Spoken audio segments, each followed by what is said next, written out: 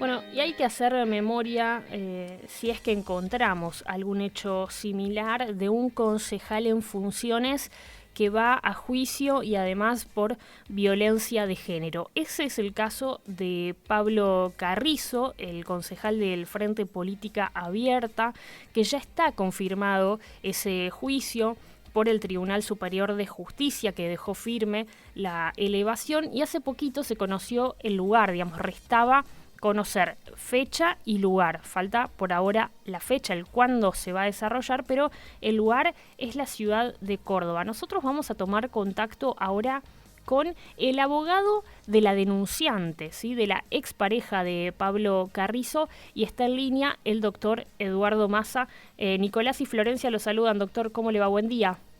Buen día, ¿cómo les va a ustedes? Muy bien, gracias por el contacto en este lunes feriado tempranito. Bueno, queremos conocer la situación, ¿no? Digamos, esta elevación a juicio, primero la duda que tengo es, ¿puede ser apelable ya por parte de la defensa? ¿Técnicamente es posible?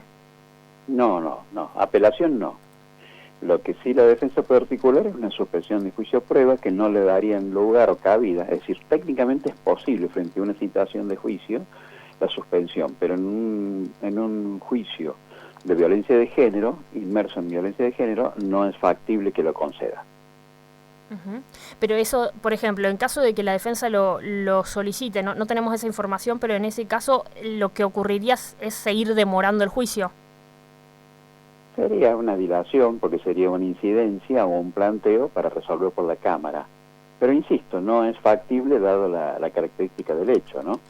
El Superior Tribunal pretende de que todos los, cumpliendo pactos internacionales, que todos los juicios por violencia de género terminen en un pronunciamiento judicial. En un principio se especulaba con que el juicio podría ser en La Boulaye, finalmente en Córdoba. ¿Por qué en Córdoba? La verdad es que no conozco exactamente la razón, sí sé que es la determinación, que lo determinó el Tribunal Superior de Justicia, a quien le corresponde distribuir el caso entre las cámaras cuando no tiene una cámara preasignada, como en este caso en concreto. Y falta todavía la fecha, ¿verdad? Falta que se designe la fecha. En eso está trabajando el tribunal ahora, no porque vaya a poner la fecha en lo inmediato, sino porque primero tiene que hacer el abocamiento, que es lo que hizo, es decir, designar y poner cómo lo va a tratar al caso. En este caso va a ser el tribunal en pleno, ya lo decidió, y luego nos cita a las partes para que comparezcamos y fijemos domicilio, y luego de esto el ofrecimiento de prueba, vencido lo cual está en condiciones de fijar la audiencia. ¿Y usted tiene alguna estimación de que podría ser este año, por ejemplo, o ya estamos pensando en el 2023 para el juicio este? Esto va a depender mucho de la sobrecarga que tenga el tribunal en causas con detenidos. Entre causas sin detenidos, esta causa tiene alguna prioridad en virtud de la violencia de género y la necesidad y aquellos pactos internacionales que cite que van a demandar que se haga la audiencia. En definitiva, debo suponer, más o menos evaluando la situación, de que durante el segundo semestre puede tener lugar la audiencia. Doctor, ¿qué opinión le merece la actitud del concejal Carrizo, que está imputado, acusado por este caso, que, bueno, cuando se le consulta niega la posibilidad de que se desarrolle un juicio, acusa por allí a los medios de comunicación de estar dando una información que no es exacta, cuando en realidad hasta aquí lo que se ha publicado es lo que ha venido sucediendo en los caminos judiciales? Primero la denuncia, después la elevación a juicio, la confirmación del mismo y ahora la citación o la fijación de del escenario, digamos, o de la ciudad en la que se va a desarrollar el proceso. Sí, mira, lo que estamos hablando, lo que estoy explicando, lo que estoy diciendo, surge de los pronunciamientos y fallos judiciales, de manera tal de que eso es exactamente así. No hay otras alternativas que yo avisore que puedan darse, que suspenda, prorrogue o distancie el juicio. Lo que sí sé es que este juicio se va a hacer, más tarde, más temprano se va a hacer, y está firme la elevación a juicio. La opinión del imputado te pido que me eximas de responder esa cuestión. No sé por qué causa él asume esta postura, ni lo dice o lo hace. Lo que sí sé es lo que estoy contando es lo que ocurre en el proceso. Bien, y quería consultarle, obviamente usted todavía no tiene una fecha precisa y demás, pero ¿se supone un juicio breve en el tiempo, extendido? ¿Cómo se actúa, digamos, ante este tipo de circunstancias? Mira, de acuerdo a mi experiencia, no es un juicio que demanda demasiadas audiencias. Quizás demande una, dos a lo sumo, pero esto está sujeto a los planteos y a los requerimientos, es decir, la cantidad de pruebas que se ofrezca y demás. Eso es lo que va a establecer el tiempo que demande la realización de la audiencia. El ofrecimiento de pruebas se va a concretar en los próximos días, quizás después de julio estén en la Cámara en condiciones de resolver sobre esa prueba y definir qué es la que se va a tomar y la que no se va a tomar, y ya quedará ahí en condiciones de fijar, conforme su agenda de audiencias, fijarlo cuándo la va a tomar. Le pido, doctor, si nos puede recordar exactamente la imputación que le cabe al actual concejal y la pena eventual ante una posible condena, por ejemplo. Tienen lesiones agravadas en marco de violencia de género, y la sanción, si bien no es extensa, no es grave, porque es un delito menor finalmente, es una sanción, digamos, correctora y tendiente a evitar que reingrese o que repita esa situación, que es esto principalmente que pretende mi representada. Sigue sufriendo alguna suerte de planteos y planteos públicos, planteos a través de las redes, como si fueran reclamos, incluso con algunas mentiras o con algunas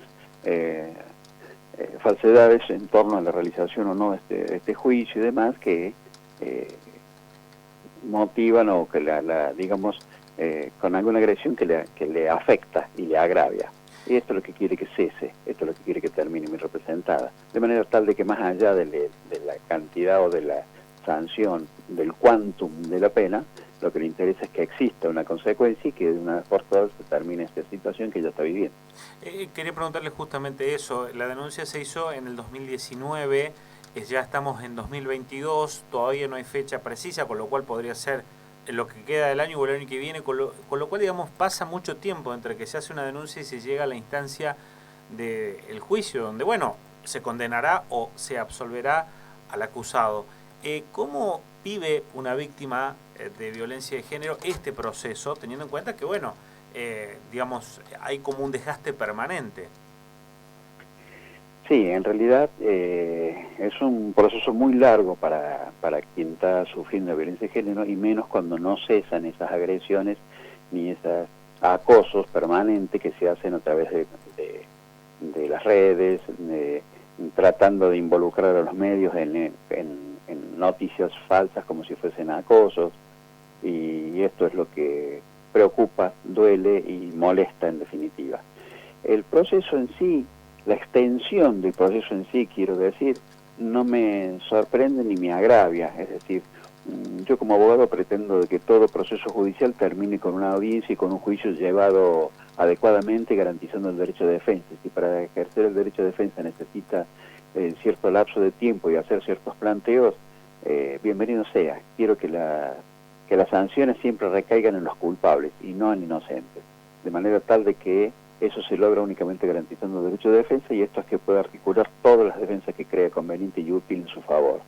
Una vez agotado esto, pero tiene que tener un fin, tiene que tener un vencimiento de plazo, por así decirlo, tiene que llegarse a la sentencia y aplicarse la consecuencia para evitar de que él lo siga repitiendo. A través de, bueno, distintos medios de la ciudad, estoy viendo, por ejemplo, una nota en Puntal, nos enteramos que en los últimos días, si no entiendo mal, este fin de que pasó, sino el anterior, bueno, le ordenaron una nueva perimetral al concejal, ¿verdad? Digamos, por otro hecho de violencia, ¿esto es así? Sí, en realidad, es decir, mi representada sufrió una suerte de agresión, una suerte de acoso nuevo, y tuvo que pedir nuevamente una restricción para tratar de darse tranquilidad y evitar consecuencias que no desea nadie. de manera tal de que eso es lo que ocurrió. Se tomó una medida, se hizo la denuncia, se tomó una medida y eso importa una restricción que estableció el juez de violencia familiar.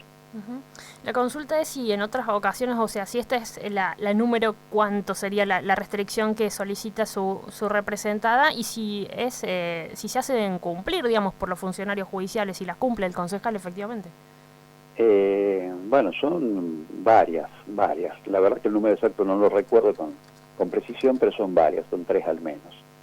Y las ha cumplido anteriormente y en esta se produjo una suerte de confusión, puesto que hubo un segundo llamado donde mi cliente reclamó la intervención policial, puesto que entendía ya vigente una medida de estas características y luego me informaron desde la Fiscalía de que no habían logrado notificarle antes del hecho ese, de modo tal de que se repitió una violencia o digamos la violación de una perimetral, de una restricción perimetral, cuando estaba vigente el anterior, y esto entendíamos y entendió mi clienta de que ya estaba en conocimiento de Carrizo. Según se me informa, todavía no le había sido notificado. Después de eso no ha ocurrido nuevos hechos, pero sí sigue con acosos de orden a través de redes, involucrando supuestos planteos de orden partidario, político, con alguna especulación electoral, que es el modo en que tiene de hacer creer de que esto es una falsedad, que intentan obtener un rédito político, como si se tratara de alguien con una trascendencia y una relevancia política que no veo, que no alcanzo a avisorar. De manera tal de que subsiste en esta cuestión a través de falsas portales de noticias que maneja exclusivamente, trayendo noticias añejas, equivocadas y con una tendencia y una subjetividad que es lo que es evidente en cada una de sus actitudes. Bien, la última pregunta, doctor. Usted es el abogado de, digamos, la denunciante contra Pablo Carrizo, pero también quiero pedirle una opinión personal porque entiende muchísimo, por supuesto, de política. Si cree en lo personal que el Consejo Deliberante, porque estamos hablando de un concejal actual, digamos, el Consejo debiera tomar algún posicionamiento político, ideológico, más allá de lo que establezca la Carta Orgánica con sus normas y demás, pero digo, de tipo en contra de la violencia de género, ¿debería manifestarse? Yo, según entiendo, el Consejo ya tiene expresiones hechas en torno a la violencia de género y a cómo debiera afrontarse cada una de estas situaciones. Es muy probable, sería coherente que el Consejo Deliberante analice la situación de si alguno de sus componentes está en este marco para ver cuál es la actitud que adopta. Es una decisión no fácil ni cómoda para los concejales, pero que me parece que la van a tener que afrontar en algún momento. Quizás algunos tengan el temperamento de querer esperar el pronunciamiento judicial, es decir, la sentencia que determine la autoría de este delito, y otros, puesto que nadie es culpable hasta que no exista una sentencia que así lo declare, y otros pretenderán tomar o sugerirán, supongo, alguna medida intermedia previa, como pedido de licencia o cosas semejantes, para evitar de que el concejal tenga que verse requerido en tareas funcionales propias de su tarea legislativa y la de la defensa que debe llevar adelante y ejercer en este proceso. Muchísimas gracias, doctor Massa, por estos minutos, muy amable. No, por favor, gracias a ustedes. Hasta luego. Ahí estaba el doctor Eduardo Massa, que es el